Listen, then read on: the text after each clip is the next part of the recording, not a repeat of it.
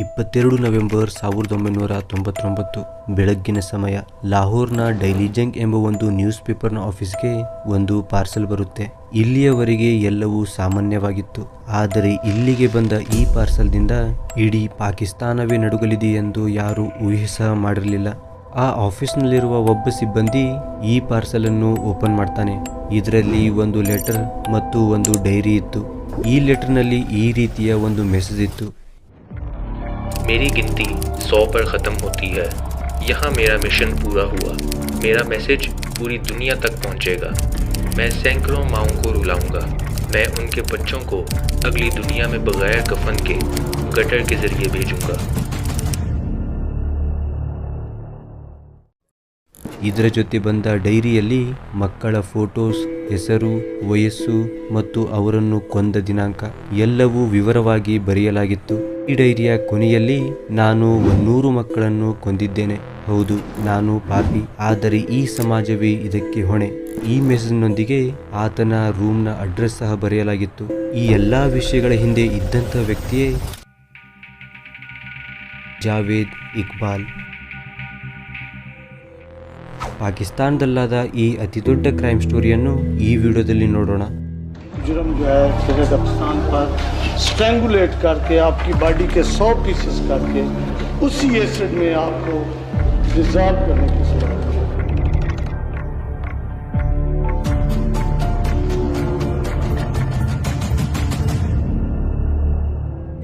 ಲಾಹೋರ್ನ daily Jung ಆಫೀಸ್ಗೆ ಬಂದ ಪಾರ್ಸಲ್ನಲ್ಲಿದ್ದ ನೂರಾರು ಮಕ್ಕಳ ಫೋಟೋಸ್ ಮತ್ತು ಜಾವೇದ್ ಇಕ್ಬಾಲ್ನ ಡೈರಿಯಲ್ಲಿದ್ದ ಕ್ರೂರ ಹತ್ಯೆಯ ವಿವರಗಳನ್ನು ನೋಡಿ ಡೈಲಿ ಜಂಗ್ ಆಫೀಸ್ನ ಎಲ್ಲರ ಮುಖದಲ್ಲೂ ಒಂದು ರೀತಿಯ ಭಯ, ಗೊಂದಲ ಮತ್ತು ತೀವ್ರವಾದ ಆತಂಕ ಕಾಣುತ್ತದೆ. ಇದರಿಂದ ಈ ಘಟನೆ ನಿಜವಾಗಿಯೂ ಸತ್ಯವೋ ಇಲ್ಲವೆಂಬುದನ್ನು ತಿಳಿಯಲು ಕ್ರೈಮ್ ರಿಪೋರ್ಟರ್ ಆಗಿರುವಂತಹ ಜಮೀಲ್ ಚಿಸ್ತಿಯನ್ನು ಆ ಡೈರಿಯಲ್ಲಿದ್ದ ಅಡ್ರೆಸ್ಗೆ ಕಳುಹಿಸಲಾಗುತ್ತದೆ. ಮೊದಲೇ ನ್ಯೂಸ್ ಚಾನೆಲ್ಗಳು ಈ ತರಹದ ನ್ಯೂಸ್ಗಳಿಗಾಗಿ ಕಾಯುತ್ತಲಿರುತ್ತವೆ. ಇನ್ನು ಈ ಕೇಸ್ ಅಂತೂ ಸಂಪೂರ್ಣ ಪಾಕಿಸ್ತಾನಕ್ಕೆ ಶಾಕ್ ಕೊಡುವಂತ ಕೇಸ್ ಆಗಿತ್ತು. ಇದರಿಂದಲೂ ರಿಪೋರ್ಟರ್ ಜಮೀಲ್ ಚಿಸ್ತಿಯವರು ಈ ಕೇಸ್ನಲ್ಲಿ ಇಂಟ್ರೆಸ್ಟ್ ತೋರಿಸ್ತಾರೆ. ಆದರೆ ಅವರಿಗೂ ಕೂಡ ಗೊತ್ತಿರಲಿಲ್ಲ ಅವರು ಎಂತಹ ನರಕಕ್ಕೆ ಕಾಲಿಡುತ್ತಿದ್ದಾರೆಂದು. ನಂತರದ ದಿನ ಜಮೀಲ್ ಚಿಸ್ತಿಯವರು ಆ ಮನೆಯ ಅಡ್ರೆಸ್ ತೆಗೆದುಕೊಂಡು ಅಲ್ಲಿಗೆ ಹೋಗ್ತಾರೆ. ಜಮೀಲ್ ಚಿಸ್ತಿ ಜಾವೇದ್ ಇಕ್ಬಾಲ್ನ ಡೈರಿಯಲ್ಲಿದ್ದ ಅಡ್ರೆಸ್ಗೆ ಬಂದಾಗ ಆ ಮನೆ ಲಾಕ್ ಆಗಿತ್ತು. ಆದ್ರೂ ಕೂಡ ಜಮೀಲ್ ಚಿಸ್ತಿ ಜಾವೇದ್ನ ಮನೆಗೆ ಹೇಗೋ ಎಂಟರ್ ಆಗ್ತಾರೆ. ಎಂಟರ್ ಆಗ್ತಿದ್ದಂತೆ ಆ ಮನೆಯ ದೃಶ್ಯ ಈ ರೀತಿಯಲ್ಲಿತ್ತು.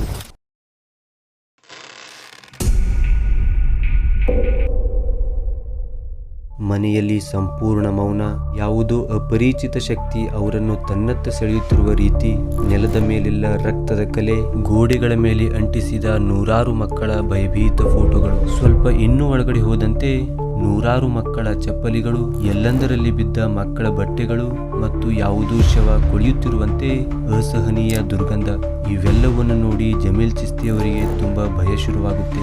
ಈ ವಾಸನೆ ಬರ್ತಾ ಇದ್ದದ್ದು ಪಕ್ಕದಲ್ಲೇ ಇದ್ದ ಕೆಲವು ಡ್ರಮ್ಸ್ಗಳಿಂದ. ತುಂಬಾ ಭಯವಾಗುತ್ತಿದ್ದರೂ ಕೂಡ ಜಮೀಲ್ ಚಿಸ್ತಿಯವರು ಈ ಡ್ರಮ್ಸ್ಗಳನ್ನು ಓಪನ್ ಮಾಡಲು ಮುಂದಾಗ್ತಾರೆ. ಈ ಡ್ರಮ್ಸ್ಗಳನ್ನು ಓಪನ್ ಮಾಡ್ತಾ ಇದ್ದಂತೆ ಅವರ ಕೈಗಳು ಸುಡಲಾರಂಭಿಸುತ್ತವೆ. ಏಕೆಂದರೆ ಈ ಡ್ರಮ್ಸ್ಗಳಲ್ಲಿದ್ದದ್ದು ಆಸಿಡ್ನಲ್ಲಿ ಕರಗಿದ ಮಕ್ಕಳ ಶವ. मैंने जब ड्रम खोला तो आप सोच भी नहीं सकते मेरी क्या हालत हुई. उसमें लोथड़े थे और एसिड से मेरे हाथ जल गए और उसको वो सब कुछ वहाँ मौजूद था. ನಂತರದ ದಿನ ಈ ವಿಷಯ ಪಾಕಿಸ್ತಾನದಾದ್ಯಂತ ಹರಡಿತು. ಜಾವೇದ್ ಇಕ್ಬಾಲ್ನ ಮನೆಯ ಮುಂದೆ ನೂರಾರು ಜನರು ಬರಲಾರಂಭಿಸಿದರು. ಅಲ್ಲಿ ಎಂತಹ ಪರಿಸ್ಥಿತಿ ಇತ್ತೆಂದರೆ ಹಲವು ತಾಯಂದಿರು ತಮ್ಮ ಮಕ್ಕಳ ಚಪ್ಪಲಿ ಮತ್ತು ಬಟ್ಟೆಗಳಿಂದ ಅವರ ಮಕ್ಕಳನ್ನು ಗುರುತಿಸಲಾರಂಭಿಸಿದರು. ಎಲ್ಲಂದರಲ್ಲಿ ಕಿರಿಚಾಟ, ರೋಧನೆ ಮತ್ತು ಪಾಕಿಸ್ತಾನದಾದ್ಯಂತ ಭಯದ ವಾತಾವರಣ. ನೋಡ್ತಾ ಇದ್ದಂತೆ ಜಾವೇದ್ ಇಕ್ಬಾಲ್ ಪಾಕಿಸ್ತಾನದ ಮೋಸ್ಟ್ ವಾಂಟೆಡ್ ಕ್ರಿಮಿನಲ್ ಆಗ್ತಾನೆ.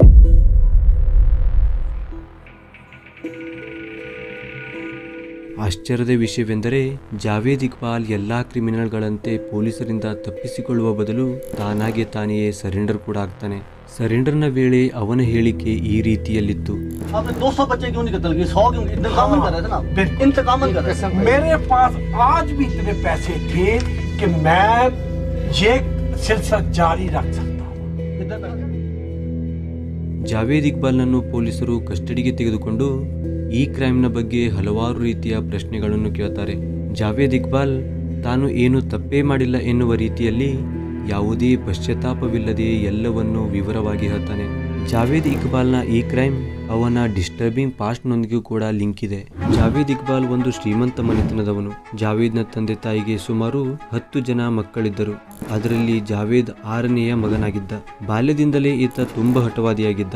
ಇದರಿಂದ ಈತನ ತಂದೆ ಈತನಿಗೆ ತನ್ನ ಅಣ್ಣ ಮತ್ತು ತಂಗಿಯರೊಂದಿಗೆ ಹೋಲಿಸಿ ಅವಮಾನಿಸುವುದು ಮತ್ತು ಈತ ಅವರಿಗಿಂತ ಕಡಿಮೆ ಎಂಬಂತೆ ಹೋಲಿಕೆ ಮಾಡುವುದು ಈತನಲ್ಲಿ ಮೊದಲಿನಿಂದಲೇ ವಿಷದ ಬೀಜ ಬಿತ್ತಿದವು. ಇದರಿಂದ ಈತನು ಮೊದಲಿನಿಂದಲೇ ಮಾನಸಿಕವಾಗಿ ತುಂಬಾ ಡಿಸ್ಟರ್ಬ್ ಆಗಿದ್ದ. ನಂತರ ಈತನ ತಂದೆ ಈತನಿಗೆ ಒಂದು ಕಬ್ಬಿಣದ ಬಿಸ್ನೆಸ್ ಅನ್ನು ಸೆಟಪ್ ಮಾಡಿಕೊಟ್ಟರು. ಈತ ಇದರಲ್ಲಿ ಹೆಚ್ಚಾಗಿ ಸಣ್ಣ ಮಕ್ಕಳನ್ನೇ ಹೈರ್ ಮಾಡಿಕೊಳ್ಳುತ್ತಿದ್ದ, ಏಕೆಂದರೆ ಸಾಮಾನ್ಯವಾಗಿ ಸಣ್ಣ ಮಕ್ಕಳಿಗೆ ಕಡಿಮೆ ಹಣವನ್ನು ಕೊಡಬಹುದಾಗಿತ್ತು. ಆದರೆ ಇದು ಸುಳ್ಳು.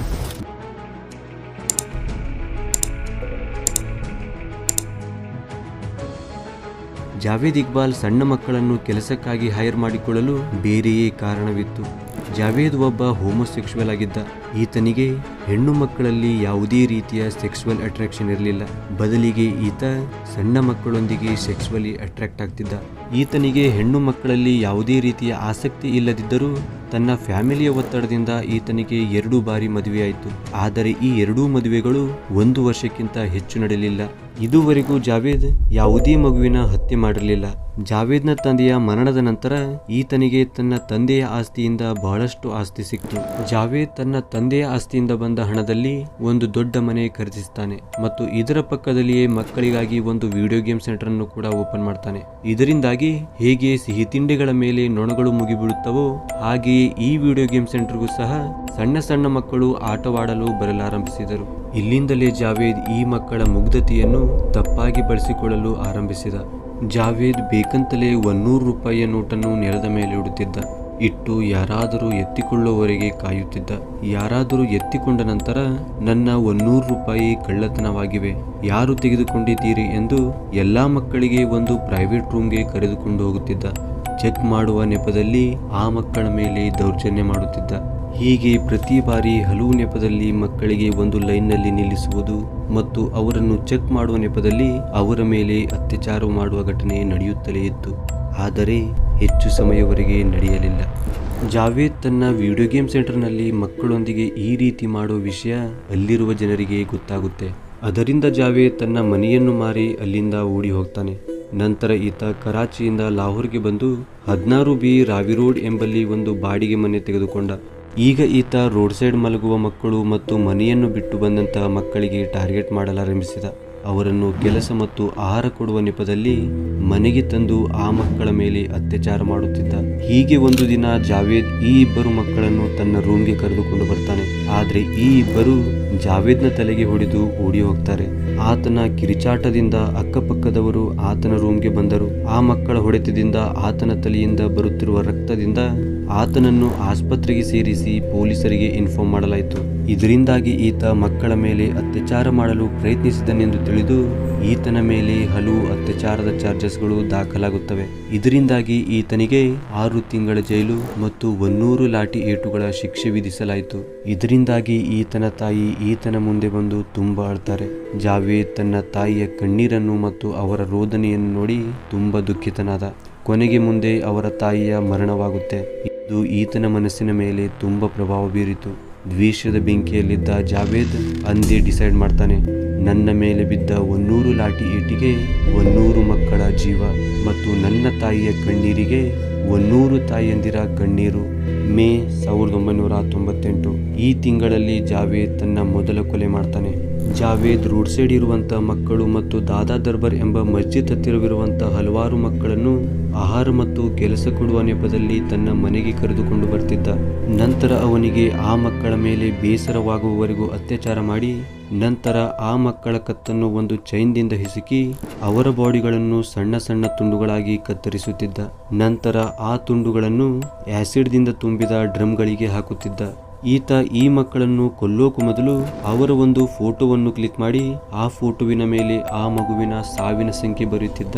ಈ ಫೋಟೋಗಳ ಮೇಲೆ ಇರುವ ಪ್ರತಿಯೊಂದು ಸಂಖ್ಯೆ ಆ ಮಗು ಎಷ್ಟು ಮಕ್ಕಳ ನಂತರ ಹತ್ಯೆ ಆಯಿತೆಂದು ತೋರಿಸುತ್ತದೆ. ಈ ಫೋಟೋಗಳನ್ನು ಗೋಡೆಗೆ ಅಂಟಿಸಿ ಅವರ ಹೆಸರು, ವಯಸ್ಸು ಮತ್ತು ಹತ್ಯೆಯಾದ ದಿನಾಂಕ ಇವೆಲ್ಲವನ್ನು ವಿವರವಾಗಿ ಬರೆಯುತ್ತಿದ್ದ. ಈ ಎಲ್ಲಾ ಹತ್ಯೆಗಳು ಸುಮಾರು 100ರ ಸಂಖ್ಯೆ ತಲುಪುವವರೆಗೂ ನಡೆಯುತ್ತಲೇ ಇದ್ದವು. ನೀವು ನೋಡುತ್ತಿರುವ ಫೋಟೋದಲ್ಲಿರುವ ಈ ಮಗು ಈತನ 100ನೆಯ ಕೊಲೆ. ಆಶ್ಚರ್ಯದ ವಿಷಯವೆಂದರೆ ಈತ ಇಷ್ಟೊಂದು ಕೊಲೆ ಮಾಡುತ್ತಿದ್ದರೂ ಈತನ ಮೇಲೆ ಯಾರಿಗೂ ಅನುಮಾನ ಸಹ ಬರಲಿಲ್ಲ. ಕೊನೆಗೆ ಜಾವೀದ್ ಇಕ್ಬಾಲ್ನೇ ಸ್ವತಃ ಈ ಎಲ್ಲಾ ಹತ್ಯೆಯ ಬಗ್ಗೆ ಪೊಲೀಸರಿಗೆ ಒಂದು ಲೆಟರ್ ಬರೆದ. ಆದರೆ ಅಲ್ಲಿನ ಪೊಲೀಸರು ಇದನ್ನು ಅಷ್ಟೊಂದು ಸೀರಿಯಸ್ ಆಗಿ ತೆಗೆದುಕೊಳ್ಳಲಿಲ್ಲ. ಅದಕ್ಕಾಗಿ ಜಾವೀದ್ ಇಕ್ಬಾಲ್ ತನ್ನ ಈ ಸ್ಟೋರಿಯನ್ನು ಇಡೀ ಪಾಕಿಸ್ತಾನಕ್ಕೆ ಹೇಳಲು ಹತ್ಯೆಯಾದ ಎಲ್ಲಾ ಮಕ್ಕಳ ಫೋಟೋಗಳು ಮತ್ತು ಅವರ ಡೀಟೇಲ್ಸ್ಗಳನ್ನು ಲಾಹೋರ್ನ ಡೈಲಿ ಜಂಗ್ ಎಂಬ ಒಂದು ನ್ಯೂಸ್ ಪೇಪರ್ನ ಆಫೀಸ್ಗೆ ಕೊಟ್ಟು ಸರೆಂಡರ್ ಆಗ್ತಾನೆ. ಈ ವಿಷಯ ಗೊತ್ತಾದಂತೆ ಪಾಕಿಸ್ತಾನದಾದ್ಯಂತ ಭಯದ ವಾತಾವರಣ ಆವರಿಸಿಕೊಂಡಿತು. ತಂದೆ ತಾಯಂದಿರು ತನ್ನ ಮಕ್ಕಳಿಗೆ ಶಾಲೆಗೂ ಕಳಿಸಲು ಕೂಡ ಹೆದರಲಾರಂಭಿಸಿದರು. ಅಕ್ರಂದನ ಭಯ, ಸಿಟ್ಟು, ಕೋಪ ಅಲ್ಲಿನ ಜನರ ಮೇಲೆ ಹಾವಿಯಾಯಿತು. ಫೆಬ್ರವರಿ 18, 2000 ಈ ದಿನದಂದು ಜಾವೀದ್ ಇಕ್ಬಾಲ್ನನ್ನು ಬಂಧಿಸಲಾಗುತ್ತದೆ. ಈತನೊಂದಿಗೆ ಈತನಿಗೆ ಸಹಾಯ ಮಾಡಿದ 3 ಜನರನ್ನು ಕೂಡ ಅರೆಸ್ಟ್ ಮಾಡಲಾಗುತ್ತೆ. ಸಾಜಿದ್ ಈತನನ್ನು 686 ವರ್ಷದ ಜೈಲು ಶಿಕ್ಷೆ ವಿಧಿಸಲಾಯಿತು. ಈತ ನದೀಂ ಈತನನ್ನು 86 ವರ್ಷ ಮತ್ತು ಕೇವಲ 13 ವರ್ಷದವನಾದ ಈ ಸಬೀರ್ನನ್ನು 42 ವರ್ಷದ ಜೈಲು ಶಿಕ್ಷೆ ವಿಧಿಸಲಾಯಿತು. ಜಾವೇದ್ ಇಕ್ಬಾಲ್ ಇಷ್ಟೊಂದು ಹತ್ಯೆಗಳನ್ನು ಮಾಡಿದರೂ ಕೂಡ ಕೋರ್ಟ್ನಲ್ಲಿ ನಾನು ನಿರಪರಾಧಿ ಎಂದು ಹೇಳಿಕೊಳ್ತಾನೆ. ಮೊದಲು ಈತ ನಾನು ಈ ಕೊಲೆಗಳನ್ನು ಬೀದಿಯಲ್ಲಿರುವ ಮಕ್ಕಳಿಗೂ ಕೂಡ ಅಟೆನ್ಷನ್ ಸಿಗಲಿ ಅಂತ ಮಾಡಿದ್ದೇನೆ ಎಂದು ಹೇಳ್ತಾನೆ. ಆದರೆ ಇದರ ನಂತರ ಜಾವೇದ್ ತನ್ನ ಹೇಳಿಕೆಯನ್ನು ಸ್ವತಃ ಚೇಂಜ್ ಮಾಡಿ ನಾನು ಯಾವುದೇ ಮಗುವಿನ ಹತ್ಯೆ ಮಾಡಿಲ್ಲ, ಇದು ಒಂದು ಕೇವಲ ಪಬ್ಲಿಸಿಟಿ ಸ್ಟಂಟ್ ಇದೆ ಎಂದು ಹೇಳ್ತಾನೆ. ಆದರೆ ತೀರ್ಪು ಕೊಡಲಿರುವ ಜಡ್ಜ್ ಈತನ ಕ್ಲೇಮ್ಗಳನ್ನು ರಿಜೆಕ್ಟ್ ಮಾಡಿ ಪಾಕಿಸ್ತಾನದ ಇಲ್ಲಿವರೆಗಿನ ಐತಿಹಾಸಿಕ ಶಿಕ್ಷೆಯನ್ನು ವಿಧಿಸುತ್ತಾರೆ. और दूसरी शहादत प्रोसिक्यूशन की पेश करदा से जुर्म जो है कब्रिस्तान पर स्ट्रैंगुलेट करके आपकी बॉडी के 100 पीसेस करके उसी एसिड में आपको डिसॉल्व करने की सजा दी। ಜಾವೇದ್ನನ್ನು ಈತ ಯಾವ ಚೈನ್ದಿಂದ ಮಕ್ಕಳ ಹತ್ಯೆ ಮಾಡಿದ್ದಾನೋ ಅದೇ ಚೈನ್ದಿಂದ ಈತನ ಕತ್ತನ್ನು ಹಿಸುಕಿ ಈತನ ಬಾಡಿಯನ್ನು 100 ಮಕ್ಕಳ ಬದಲಿಗೆ 100 ತುಂಡುಗಳಾಗಿ ಕತ್ತರಿಸಿ ಆಸಿಡ್ದಿಂದ ತುಂಬಿದ ಡ್ರಮ್ಗಳಲ್ಲಿ ಹಾಕುವುದಾಗಿ ನ್ಯಾಯಾಲಯ ತೀರ್ಪು ಕೊಡುತ್ತದೆ. 9 ಅಕ್ಟೋಬರ್ 2001 ಈ ದಿನದಂದು ಲಖಪತ್ ಜೈಲಿನ ಬ್ಲಾಕ್ ನಂಬರ್ 7ರಲ್ಲಿ ಜಾವೇದ್ ಮತ್ತು ಸಾಜಿದ್ನ ಮರಣವಾಗುತ್ತದೆ. ಅವರು ತಮ್ಮ ಪ್ಯಾಂಟ್ಗಳಿಂದ ನೇಣಾಕಿಕೊಂಡು ಮರಣ ಹೊಂದಿದ್ದಾರೆ ಎಂದು ಹೇಳಲಾಗುತ್ತೆ. ಆದರೆ ಅಂದಿನ ಎಲ್ಲಾ ಸಿಸಿಟಿವಿಗಳು ಬಂದಾಗಿದ್ದವು ಮತ್ತು ಅಲ್ಲಿನ ಗಾರ್ಡ್ ಸಹ ಮಲಗಿದ್ದನು. ಇದೇ ತರಹದ ಹಲವಾರು ವಿಷಯಗಳನ್ನು ಗಮನಿಸಿದರೆ ಅವರು ತಾನಾಗೆ ಸಾವನ್ನಪ್ಪದೆ ಅವರನ್ನು ಕ್ರೂರ ಶಿಕ್ಷೆಯಿಂದ ರಕ್ಷಿಸಲು ಬೇರೆ ಯಾರೋ ಸಹಾಯ ಮಾಡಿದ ರೀತಿ ಕಾಣಿಸುತ್ತದೆ. ಅದಕ್ಕಾಗಿ ಈ ಸಾವಿನ ಬಗ್ಗೆ ಇಂದಿಗೂ ಕೂಡ ಸ್ಪಷ್ಟನೆ ಸಿಕ್ಕಿಲ್ಲ. ಐ ಹೋಪ್ ಈ ವಿಡಿಯೋ ನಿಮಗೆ ಇಷ್ಟವಾಗಿರಬಹುದು. ಇಷ್ಟವಾದರೆ ಲೈಕ್ ಮತ್ತು ಸಬ್ಸ್ಕ್ರೈಬ್ ಮಾಡೋದನ್ನು ಮರಿಬೇಡಿ.